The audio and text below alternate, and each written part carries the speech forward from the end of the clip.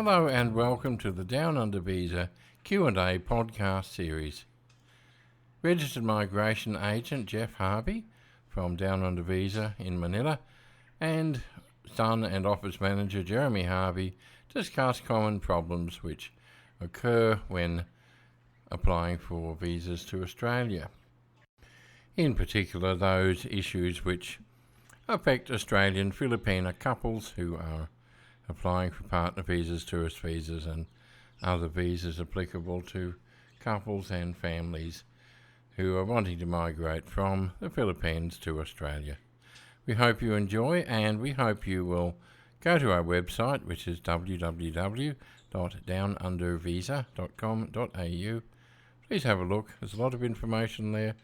There are blog articles, and you can do a free visa assessment form, and where we can see if we are able to help you to achieve your dream. Thank you and enjoy.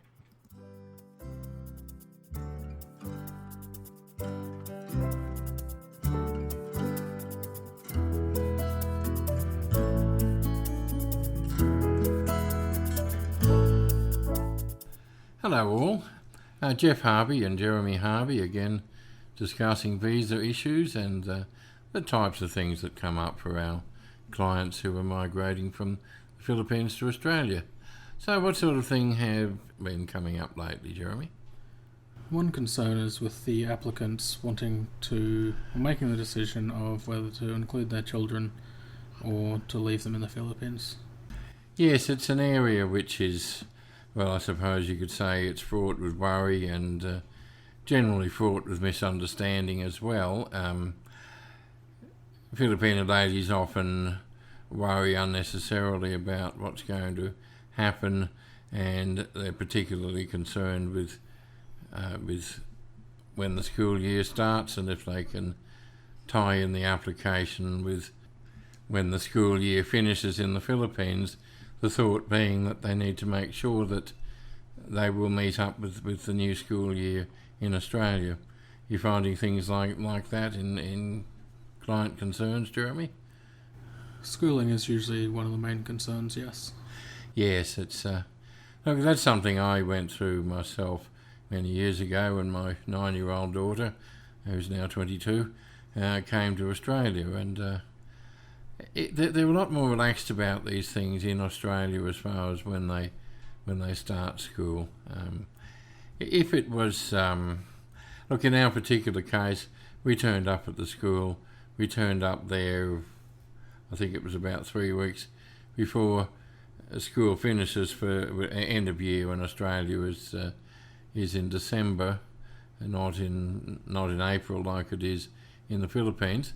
We go to see the principal and we say, well, we're looking at her starting next year. And she said, oh, no, you can't do that.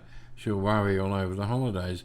No, she should start tomorrow and go down to the uniform shop, get her fitted, and she just has to come along tomorrow morning.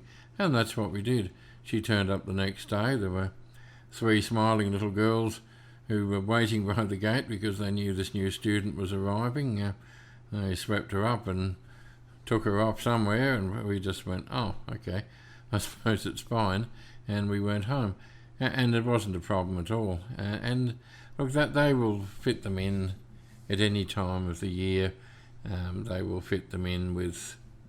actually, Remy ended up going up a grade because she was quite capable of doing that. So issues of, they haven't finished the school year, they'll have to repeat, and it just doesn't work like that in Australia. Another concern is often the relatives, particularly the grandparents, don't want the child to leave. Yes, I came across something quite similar, and where we had various relatives not wanting her to go, but we just put our foot down because, look, the bottom line is kids should be with their parents. They're better off with a mum and dad than they are with grandparents always. And I think sometimes too there was a fear in our family that I was going to toss my wife out the window and murder her. So I think they were also sitting back and waiting to make sure that there wasn't mass murder going on, and So yeah, they're worried. Of course, it's they don't know what sort of life that the child's going into. But my experience has always been that kids are better off with their parents, and you really need to put your foot down about that. Schooling, another issue, wouldn't you say? The cost of schooling in Australia can be an issue in some cases. Yes, it's the issue really is with bridging visas now.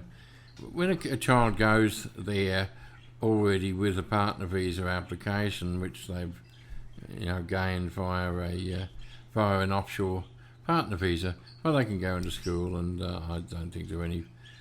If it's a public school, there aren't any fees to pay. However, if they're there on a bridging visa, the fees can be quite scary, and they differ between states, and some states have fee relief, others don't have fee relief. We're not experts on that, but however, it's better if there are kids involved to look at an offshore application for that reason. And what other issues have we've been faced with lately? Bringing relatives to Australia on a tourist visa. Yes, sometimes they're looking at bringing a cousin or a younger sister, and sometimes they're looking at getting a childcare, someone to look after their kids while they work, so they can avoid daycare. Fairly common issue, right? Yep. Yes, all the time.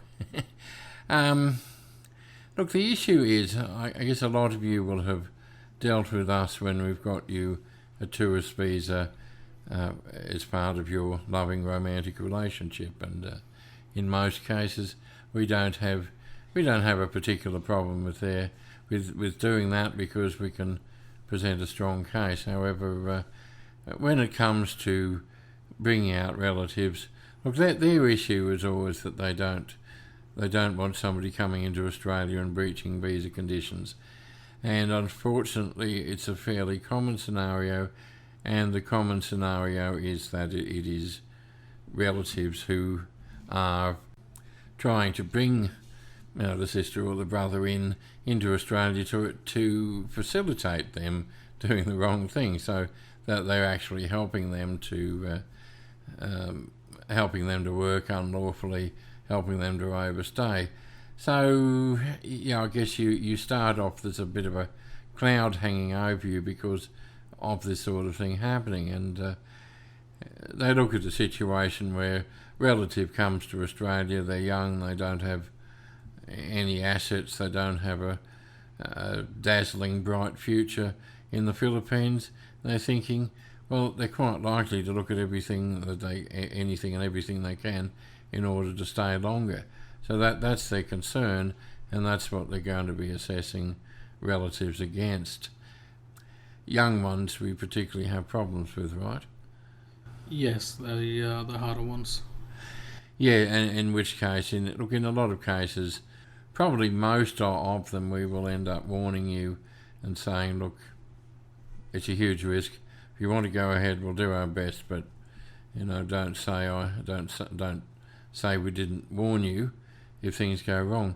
Getting mum out, getting older relatives out, not such a big deal, because somebody who's 45, 50, older than that, they're highly unlikely to be looking at running off and picking fruit somewhere. They're far more likely to be just there to visit their kids, visit their grandkids, and then leave at the end. That's really the thing. And of course, look, when it comes to parents, we do have the other option, of course, don't we? Yes, the new visa that's just opened up. Yeah, it's an expensive little critter, I have to say. However, it is possible for you to bring your parent or parents, bring them for 3 years or even 5 years, and that can even be doubled. So you could actually have a parent or parents in Australia for up to 10 years, which is, that's a wonderful option if you're looking for somebody to take care of your kids. So again, expensive. However, when you look at the benefits over a long period of time, it's actually it's actually not a bad old deal at all, so please talk to us about that. Okay, well look, I hope that's been helpful, and we look forward to talking to you again next time. Thanks. Bye-bye.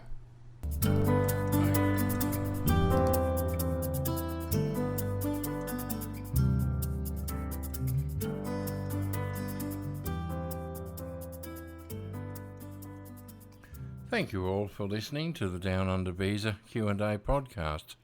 We hope that you found this beneficial to you. If you'd like to find out more, please go to our website, which is www.downundervisa.com.au, where you'll find a lot of beneficial articles. There are blog articles, and most importantly, please do one of our free visa assessments. It'll take you 5 minutes, and hopefully we can help you to achieve your dream.